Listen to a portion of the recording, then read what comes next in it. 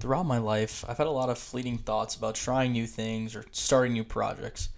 I'm sure if you're watching this, you've also had those thoughts. So I started asking myself something honestly. How many of those projects did I actually finish? How many did I get halfway through? A quarter of the way through? And how many did I not even start at all? When I looked back at this past year, I realized that most of the projects I did finish were for school or work, and they weren't really for myself. And I'm guessing a lot of you guys can relate to that too. That wasn't because I didn't care about my own ideas, it was because those projects came with real, actual stakes. If they went unfinished, it affected my future. Someone was expecting a result from me, and regardless of how good it was, I had to turn it in. It didn't mean I was going to submit the perfect assignment or essay or mock up, probably far from it at times, but it just meant I was going to finish it whether I liked doing it or not. While coming up for ideas for things I wanted to talk about for future videos, I started thinking deeper about this concept specifically overall. There are so many projects I wanted to do this year. I wanted to go to the gym more, I wanted to read a book, I wanted to travel somewhere new, I wanted to try a new hobby, a new sport, which kind of seemed like a stretch. I wanted to finish a game that seems complicated or hard, and a good example of that would be like Expedition 33 or Assassin's Creed Odyssey. These games seem super fun and have been like praised for their quality, but I cannot get past the difficulty and the amount of stuff that's in them. It just feels like it's too much to pay attention to. And the one final thing is to learn how to cook better. I feel like a lot of the time cooking just makes me very anxious. It usually does not end up that good. So I want to be better at that because honestly I'm horrible at it. And when I look at that list overall, it sort of feels like a lot. And if you ask me how many of those I'd actually realistically finish this year, I would say probably one or two. But that really makes me ask myself, why am I so sure that I won't follow through on all of these things? When I started to think deeper about this concept overall, I think the biggest part of it is that in the past, I've been really good at staying comfortable in doing what's comfortable. I do my work, I play these same exact games, I maybe get in a mediocre workout that isn't really planned or regimented, and then I just go right to bed. The routine works, that's for sure, and it's really easy to stay inside it. Any real project would mean changing that routine in some weird way, and for some long time, I treated that change like it would ruin the flow of my life.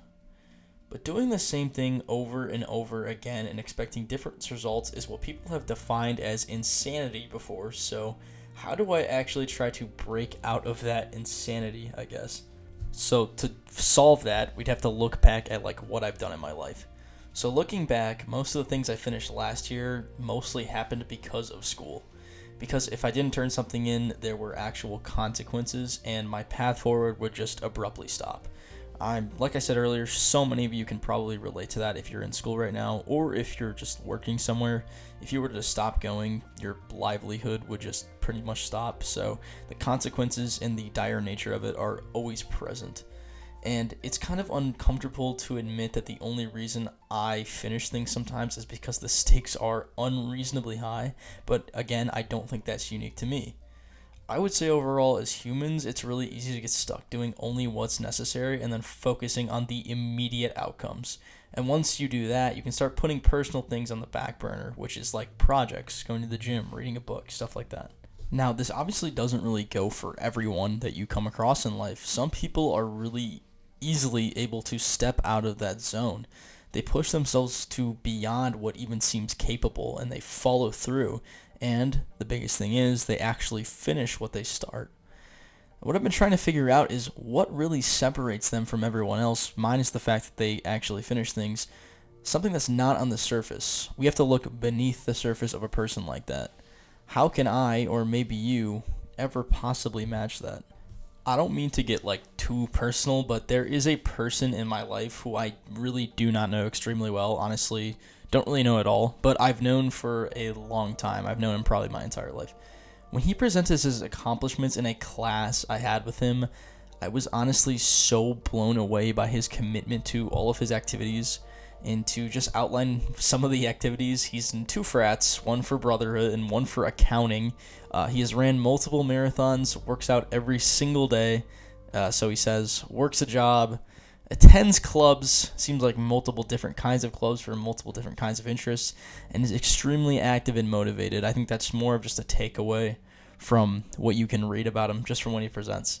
And I would say this person, weirdly enough, became a sort of benchmark for me when he initially presented that in class, because I always thought I could never really be that kind of guy who pushes myself beyond, because I can never really reach the perfection of being so good at every single one of those things that the quality of the end product is just so admirable. So pretty much after creating that benchmark in my head with this guy and pretty much a ton of other motivated people in my class, I started to think it's just genetically something that happens to you. You just get lucky in a lottery and you are motivated. All of a sudden, you are a motivated person because of your genetics and your biology. But something shocking happened that really proved me wrong. So, for my school, we do a thing called a case competition where we essentially are assigned teams of similar and different individuals, and we have to present an idea to judges who ultimately pick a winner from different pools of people. Now, I'm sure if you're in business school, this kind of sounds familiar. When we finally got all of our results back from the judges after tirelessly presenting all day, my team and I, we lost, and we were the only ones in our class to lose, and that stung really, really bad. Obviously, I'd already kind of been down on myself for certain things, but that really put the salt in the wound. But one thing that really brought me out of that slump, I started to think about all the people I've known in my life who are so motivated and have always made it and have always succeeded. The guy, he was there, and he was the guy, who I've seemingly seems good at everything and can commit to anything and does anything. He also lost. He lost just as hard as I did. But the difference between me and him was he had a smile on his face when he walked away. It was like he was undefeated and nothing had even happened to him. This really got me thinking deep down and starting to push myself towards being a better person. A person like that, how are they okay with losing? How could they be okay after doing all these things at once and still losing, being committed to all those things and still not coming out on top? How are they even losing in a situation where they seem to be on the very top? Now, I don't think I found a true exact word that can describe what people like him are like and why they're okay with losing even after submitting results that they worked hard on. I would just say willingness. It's the willingness to do something even if the result sucks is probably the most important part of all of this. And I don't mean settling for what you have and just not caring about what you submit. I mean accepting that the first couple of times you complete anything is not going to be good, and it's most likely going to be bad or rough. And most people, even myself, don't quit because we fail. I would say we quit because the outcome doesn't really match the version we've imagined in our own heads.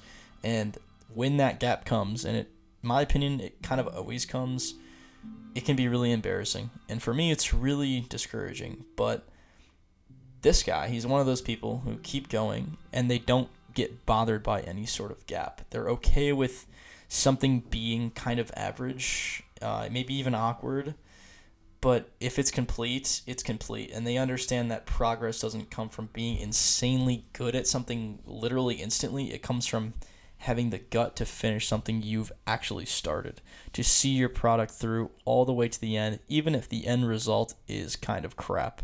I think that's why overall that moment, out of all the moments I've been through in my life, stuck with me so much, is because it was kind of that moment in a movie where the camera zooms out and you kind of get like that weird like vertigo effect for me, because it made me realize that losing doesn't have to bother you because the outcome isn't necessarily the point of losing.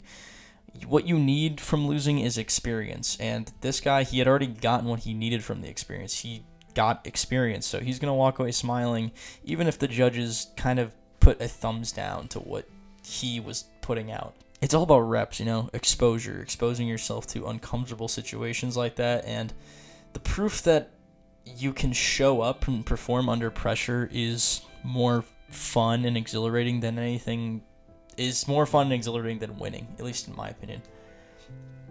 And to all of us, to feel like me in that situation, I want you to think of the result as something secondary Just like this guy, he's not thinking of winning the whole thing. He's thinking of, how can I make this experience into something worthwhile, so later down the line I can push my effort into something that really matters and figuratively or literally win the whole thing. I guess my point is, you're free to try things and you're free to fail. You're free to adjust them, and then you're free to try and try again without it saying anything about who you really are, your worth, or your capabilities. The mindset of being willing to do something even when the result isn't really that great is exactly what builds you into that kind of person. Because once you remove the requirement for things to be perfect for them to be done, you finally really give yourself permission to act upon the passions and the things that you've always wanted to do, even if finishing them was really rough or finishing them kind of came out with an incomplete product that you're not 100% proud of. I'm not saying don't work for things that you want, but I'm saying work towards things and finish them, so when you look at the final product, you can put it all together and be like, okay, what can I fix next time? What can I do better this time? Okay, to sort of end the rambling, I want you all to think of this as like a gym allegory, even if you don't really find yourself there often. I mean, trust me, I don't really find myself there too often, but when you do go to the gym, you really kind of already drove there. You already got all your equipment, and that's like your headphones, your water, maybe extensions, maybe a backpack. And you're not just going to turn your car back around once you're inside the gym. You're going to hit a workout, even if it is an awful workout, simply because you are already there, but you're not expecting the perfection. You're just kind of already there. You're already shown up, and you got to see it through. You got to complete it. The hardest part was getting yourself there, and that's kind of crazy because what you do at the gym is hard. It's not easy. It's very physically demanding, but the mental part is kind of the most dragging part of it all. And now that you are there, you are more likely to do something and to finish it, even if the quality of that said thing is not great. The point of that whole allegory is to put yourself in situations, hence the gym, where you are going to fail. And that doesn't mean like literally bomb the entire thing or go bomb a math exam. It means put yourself in a situation where you actively have tried at something and want to finish it, because that's going to teach you in the future when you actually do finish extremely important things. Those times that you failed are going to make you extremely more successful. They're not going to be the first time you do something and then you fail when it's something super important. You're going to have the experience that is necessary when it comes to completing something. Keep putting yourself in situations where the first result is going to be genuinely bad. And I mean this seriously. Like, if this is just simply reading a book and you just cannot read and you get distracted and want to watch TikToks every 10 seconds, then keep doing that, because I'm going to do it with you. I've never really done it this before, but this year is going to be about learning. I hope all of that made sense. I hope if you enjoyed this video, you please look at subscribing and leaving a comment about what you liked and didn't like. Trust me, I'm always trying to improve these kinds of videos. This is my first kind of video like this, so I want to see what people think about it. And remember, I am really only talking from personal experience, and I don't have a genuine background in psychology or management, so please only take this if it seems meaningful to you from someone who is young and in a similar situation to you. I found that taking advice from people like you instead of professionals who really succeeded in their fields tend to wield a little bit of greater results, because it's easier to match yourself on the track of someone in the same exact circumstances as you. So anyway, hope you guys have a great one, and I will see you in the next one.